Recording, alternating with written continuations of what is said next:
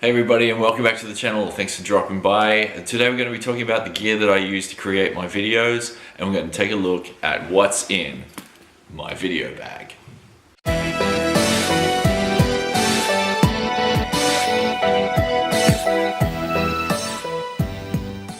Good morning everybody, and welcome back. It's a chilly Friday morning. I think it's about 5 o'clock or something. I've been awake since 4. This is Princess, by the way. Hey everybody, say hi to Princess. She's a Maltese Shih Tzu, and she's just woken up and wandering around seeing what's going on with all the noise downstairs here. So let's get started.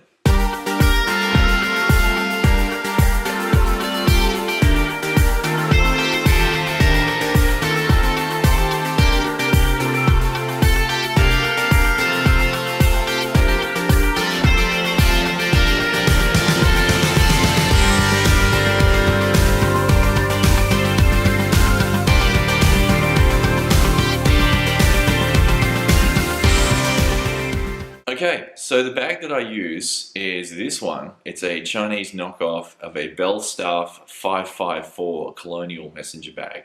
And those of you that have seen the Will Smith film I Am Legend may realize that this is a replica of the bag that he uses. Obviously he uses the Belstaff version, which you can pick up in various different places for around $600 US. Yes, you heard me correctly, $600 US. I think they're an Italian-made item, the Belstaff ones, constructed from just bulletproof materials.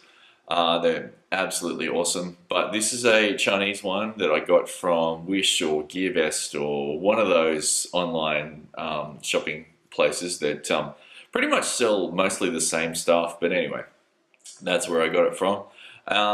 It's sturdy. It's not waterproof, but I've never actually been out in the rain with it, so I don't really know how it's going to handle the elements. But it's made of that tough waxed canvas material, and it's pretty durable, and I've never had any problems with it. So this cost me about 50 bucks Australian, but yeah, you can pick these up at various different places, and they come in about 4 or 5 different colors. There's black, there's brown, there's tan, there's dark brown, light brown, all sorts of browns. Yeah, I'll put the links below to that, and let's see what's inside. Okay, so I originally didn't buy this bag as a camera bag. I just used to buy it to carry all my stuff around, my laptop, some camera stuff, just whatever else I needed, water bottle, things like that, just whatever else I needed when I was out and about. And then one day I decided that I needed a new camera bag, and I had this one, so I figured I would purchase one of these, which is a insert that goes inside the bag, fits perfectly, and it's got all the dividers inside here which are Velcro adjustable, so that I can use that to carry my gear. Okay, so I've just switched cameras. Forgive me if this looks a bit weird, but anyway, so I had to switch to my phone actually, which I'm using for this next bit, so that I can show you my camera. Speaking of my phone, it's a HTC One X9. It does the job, shoots in 4K, shoots in 1080p, does everything it needs to. Works great as a backup to the other camera, which is the Nikon 1J5. It's a tiny, tiny, tiny little thing. It's got a flip out screen. It fits in my hand really, really great. I usually use it just with a wrist strap. I also have another strap for it as well. Got these cool little Peak Design type connectors for it, which work awesome. So it's the Nikon 1J5. It's a mirrorless camera. Has the Nikkor 10 to 30mm zoom. Show you there. Here we go. It's the kit lens that came with the camera. It works amazing.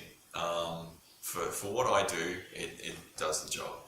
And I just love the size and the compactness of it, and the fact that I can virtually just put it in my pocket to go and shoot whatever I need to shoot, which is great. So what else can I tell you about the 1J5? Yeah, as I said, shoots in 4K, but only at 15 frames per second. You might be going, what? 15 frames a second? Yes, that's not really usable. It's great if you're doing like sort of just some landscape type stuff or anything that's moving slowly. I did actually shoot some sailboats here at the marina a couple of days ago, and obviously they were quite a long distance away, so I zoomed in and just sat the camera on a tripod and filmed these boats going by. There's a couple of sailboats and a big cruiser, which you're looking at the footage of that right now. And I just slowed that down. I mean, you're probably wondering why would I slow it down with at 15 frames a second, but I slowed it down from like 100% down to like 95. Ran the what's it called? Optical flow in Final Cut Pro over it, and I think it looks pretty good. So that's what you get with the 4K. But for 1080, it works great, and I can get some cool shots and some cool effects with this little beast, and I love it. Yeah, obviously the plan is to upgrade to something else. I'm looking at moving on to a Sony a6500, but for now the Nikon is doing the job. So let me switch back to this camera, and I'll be back with you in a second. Here we go. What else do we have in the bag? Here we have a lens. This is the other lens that I use for portrait stuff. Also use it for video as well. It works fantastic. It cost me 50 bucks, or actually about 40. And it is a Fujian 50mm. You can see the size of that aperture there. Closing down. Okay, it's a fully manual lens. Works with an adapter, which is this baby. Simply screws onto the end like so. Then that will allow me to connect it to the 1J5. There are adapters you can get for these which have all the electronic connectors on here, which will allow this lens to be used for autofocus, and when you want to adjust your manual focus, you can zoom in.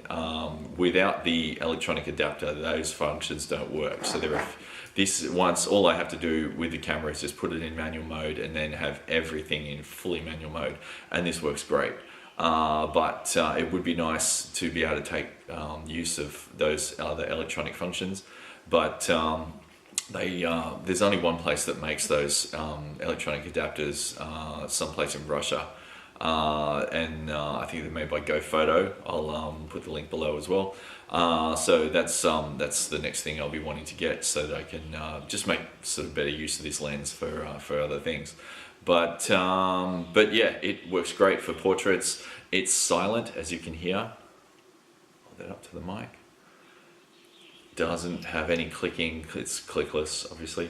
And yeah, it works great. It's a 1.4 aperture on it, and I just love it. And I've been able to create some cool shots with it. So which I will have. You can see while I'm talking to you right now, and yeah, it's awesome. So that's the other lens that I use.